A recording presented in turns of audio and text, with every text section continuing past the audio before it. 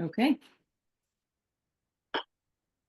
So Yeah, you were so yeah, saying, so with everything we talked about, an important thing to consider with couples counseling is there are certain occasions where it's not appropriate.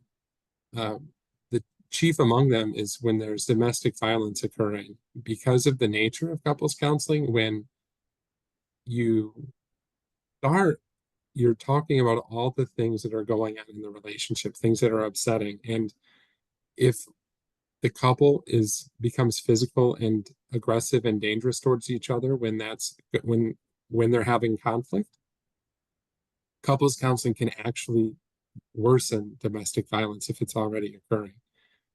um, so it's not, some people might be surprised when they hear that, well, I thought couples counseling is supposed to make things better, and it does in most cases, but that's one where it won't. Safety is always first, and that's something that's usually explained to people in the first session, even when in individual counseling, it's explained to you what's appropriate and what's not, or what the limitations of confidentiality are. Well, this is an occasion of the limitations of couples counseling, and if that is what's going on, it's not like the couple is abandoned altogether. A common procedure would be to uh, pause therapy and recommendations for individual counseling and domestic violence support and treatment. okay, so they should get separate counseling Mm, each yeah, other. yeah, and it's not to say that like, and I've had people in this situation before. They feel like maybe abandoned or that their situation is hopeless. And for anybody listening today, if there is interpartner violence occurring in your relationship, it doesn't mean don't get help. That's not what this is. It's not what that's about. That's not what I'm saying. That's not what anybody would be telling you. It would just not be okay.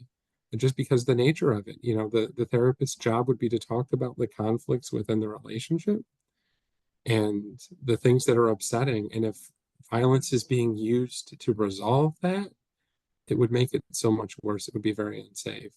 So seeking counseling separately, and your therapist would get you connected with like local resources to support that. Okay.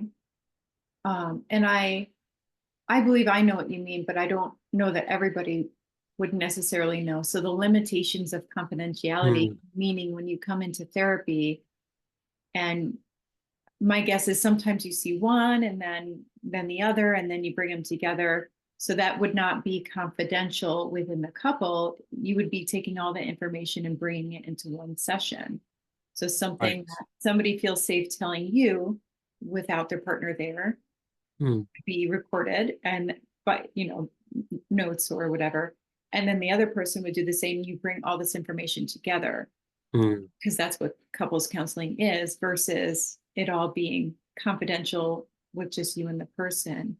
So if right. you're afraid to say, if you're afraid to have your partner know what's truly going on, I could see how that could be a dangerous situation. And that would be something that would be worked out between the individual and the therapist, at least in the example that you provided. I know that it wouldn't just be, oh, hey, your partner told me that you're beating them. Okay. Stop. Did that, because that could be really very, very unsafe for the person to just out it like that. Mm. Um, there would be some kind of discussion and something like strategizing about like, when might be an appropriate time to disclose that I'm aware of this, and also, um,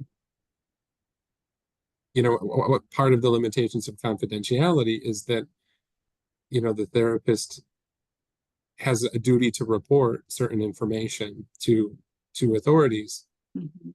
or emergency personnel. That would that would not be something that the therapist would likely report without the other person, without the victims or the person who's being abused, without their sort of consent or cooperation or agreement. Because again, the most dangerous time for a person who's in a domestic violence situation like is um, when it's been disclosed, or when the person's trying to leave in particular. So that has to be done carefully. Um, and decisions would have to be, it'd be a case by case basis, but decisions would have to be made about when and how you approach the whole couple. And yeah, and I don't know if I would, um, I don't know if I'd continue seeing the couple at that point. I think I would probably just end it right there. Depending on it, or I would meet with them, kind of let them know, like, hey, this is what's going on. This is what I've heard. These are my recommendations. Um, you know, Okay. So if that were to happen, if you saw a couple and you're like, this is not going to be safe, so you would refer them each individually to different therapists. And I guess since they would be seeking out couples therapy to begin with, probably there wouldn't be any interest in going to a shelter for the abuse victim, but I correct. guess that could always be information to give out individually to them in case they asked, or maybe if and when they are ready, if things don't resolve in the relationship. Well, that kind of brings us to another interesting point, which is the reasons why people come to counseling to begin with. Some people come to the couples counseling to figure out how to salvage the relationship. Other people come to figure out how to get out, or to get permission to get out of the relationship. Like, hey, I have done everything that I can. I've tried this. It's not working. Because most people don't end a relationship very lightly. It's quite uncommon that it's just made light as a feather. It's usually a last resort, which is partly why couples counseling is so complicated. But I can imagine that there are cases with domestic violence where, like, I need to tell a private third party because this is really embarrassing. And part of the couples therapy is to just get it out there, to get help, to have another witness, to have someone be supportive, not necessarily to quote unquote save the relationship. Um, if it is something like that, the therapist would consider, like, taking the couple at a later time, like once things have kind of been resolved. The tricky thing there, though, is, like, we're relying on self-report, and if hopefully they're telling us the truth and they say, hey, this domestic violence was occurring, it's done now. Can we come back? Yeah. And that would be a case by case thing. Yeah. So, are there any more things about relationship counseling that you feel we haven't touched on yet? No, I think that's an important thing to remember. And I wanted to make sure that we talked about that because there are cases where it's not appropriate. And I think we covered that pretty well. Good.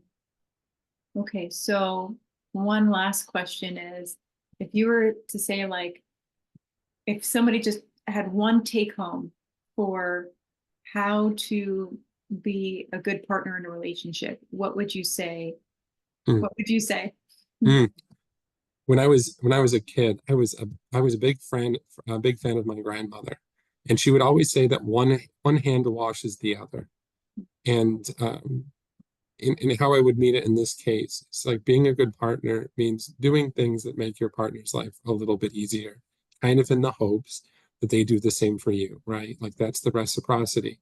And it's just like approaching your relationship with a spirit of, like, generosity and consideration. And, many people who come to my office, that stops happening. Mhm. It's sort of like, well, I'm not getting my needs met. I don't feel like I can I can meet yours, right? Something like that. So everybody starts being a little bit more stingy, and then nobody's getting their hands washed. And post pandemic, we can't have dirty hands. Okay, I think that's wonderful advice. Thank you so much. Yeah. All right. Well, it's been wonderful to have you. I very much appreciate your time and all of this wonderful information, and I look forward to having you back. Thank you. It was great talking to you, Deirdre.